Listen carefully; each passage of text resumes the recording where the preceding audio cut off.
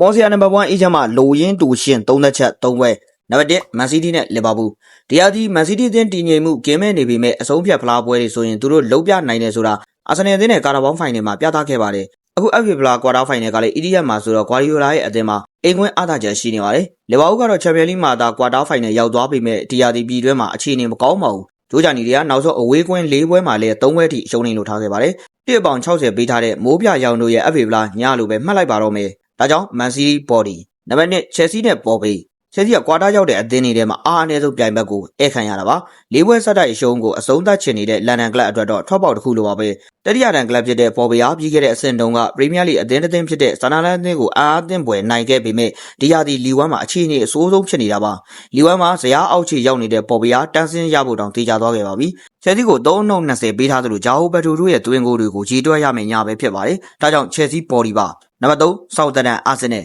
ပြီးခဲ့တဲ့အဆင့်တုန်းကပရီးမီးယားလိကလပ်ဖူဟန်ကိုနောက်ကောက်ချခဲ့တဲ့ဆောက်တန်ရှော့တွက်လို့တော့မရပါဘူးချန်ပီယံရှစ်မှာအဆင့်5ရက်တည်နေခဲ့တဲ့သူတော်စင်တွေကပြိုင်ပွဲစုံနောက်ဆုံး14ပွဲဆက်ရှုံးပွဲမရှိထားခဲ့တာပါအာဆင်နယ်ကတော့နိုင်ငံတကာကြားပြတ်ဒဏ်ရာပြဿနာပေါင်း16000နဲ့ဖြစ်နေခဲ့ပါတယ်ဒါအပြင်ဂန်နာရီယာဆောက်တန်နဲ့နောက်ဆုံးတွေ့ဆုံမှု9ပွဲမှာလည်းနှစ်ခုပြတ်နဲ့အထက်နိုင်ခဲ့တာဆိုလို့တပွဲသာရှိခဲ့တာပါအာဆင်နယ်နဲ့ပေါင်း60ဆိုပေမဲ့ဆွမ်းအားရဲရင်သူတော်စင်တွေဘက်ကရှိပါမယ်အဲကြောင့်ဆောက်တန်ဘော်ဒီပါညီကိုတို့အနေနဲ့အကြိုက်တူရင်လိုက်ပါစောသားလို့ရပြီးအကြိုက်မတူရင်တော့ဘက်ကန်လို့ရပါတယ်ခင်ဗျာ